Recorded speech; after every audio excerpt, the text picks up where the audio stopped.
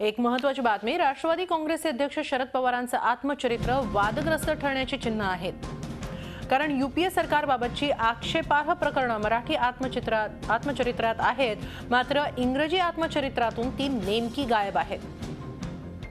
सोनिया गांधी, मनमोहन सिंग यांच्यावर टीकेची झोड उठवण्यात आली आहे मराठी आत्मचरित्रात, मात्र इंग्रजी आत्मचरित्रातून तीच प्रकरणे गायब आहेत। त्यामुळे पवारांच्या या आत्मचरित्रामुळे नवं राजकीय कोड पडणार आहे। काय असावीत याची कारणं पाहूया हा खास रिपोर्ट।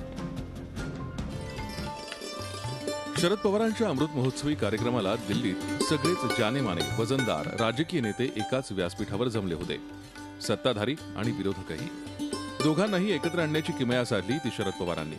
याच कार्यक्रमात त्यांचं ऑन माय टर्म्स हे इंग्रजी तर लोक माझे सांगाती हे मराठी आत्मचरित्र प्रकाशित झालं। ही दोन्ही आत्मचरित्र पवारांचीच, त्यामुळे ती सारखीच असतील असं तुम्हाला वाटत असेल तर जरा थांबा, कारण ते पवार आहेत। यूपीए सरकारच्या कारभारावर तिखट भाष्य करणारी दोन प्रकरणं त्यांच्या मराठी आत्मचरित्रात आहेत। संपुआ आकारताना आणि संपुआचं दशक। सरकारमध्ये एकाहून अधिक सत्ता केंद्र झाल्यानं निर्णय प्रक्रियेचे गोंधळ सुरू झाले। राजकीय संकटांचा सामना करण्यासाठी आघाडीच्या राजकारणात समन्वय समितीचं महत्त्व कमी करण्याची काँग्रेसची घोडचूक, पंतप्रधानांचं मौन, नोकरशाही आरोपीच्या पिंजऱ्यात, घटक पक्षांना विश्वासात न घेणं, यातून सरकारच्या कामकाजावरही परिणाम होऊ लागला। मनोबल हरवलेल्या सरकारमध्ये निर्णय भिजत पडू लागले। सोनिया गांधी यांच्या नेतृत्वाखालची राष्ट्रीय सल्लागार परिषद आता निर्णय प्रक्रियेत अधिकच वर्चस्व गाजवू लागली। अशा असाधारण हस्तक्षेपामुळे पंतप्रधान तरी केंद्रीय मंत्रिमंडळाच्या अधिकारांवर ज्या पद्धतीनं अतिक्रमण केलं गेलं होतं त्याबद्दल मी नाराज होतो। या साऱ्याचा मला प्रचंड उद्वेग आला होता।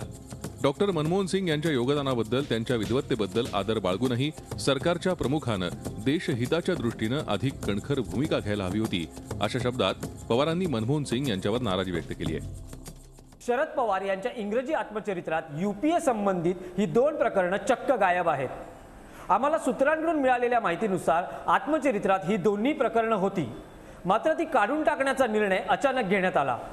हा निर्णय कोणी घेतला आणि का घेतला हे आता मोठं राजकीय कोडं बनलंय। मराठीत असलेली ही प्रकरणं इंग्रजी आत्मचरित्रात का नाहीत? सोनिया गांधींची नाराजी दूर करण्याचा हेतू त्यामागे होता का? आगामी राष्ट्रपती निवडणुकीशी त्याचा काही संबंध आहे का? याचा उलगडा फक्त आणि फक्त शरद पवारच करू शकतील। त्यातून राजकारणाचे काही वेगळे पट उलगडल्याशिवाय राहणार नाहीत। दिनेश दुखंडे, झी मीडिया, मुंबई। झी 24 तास रहा एक पाऊल पुढे।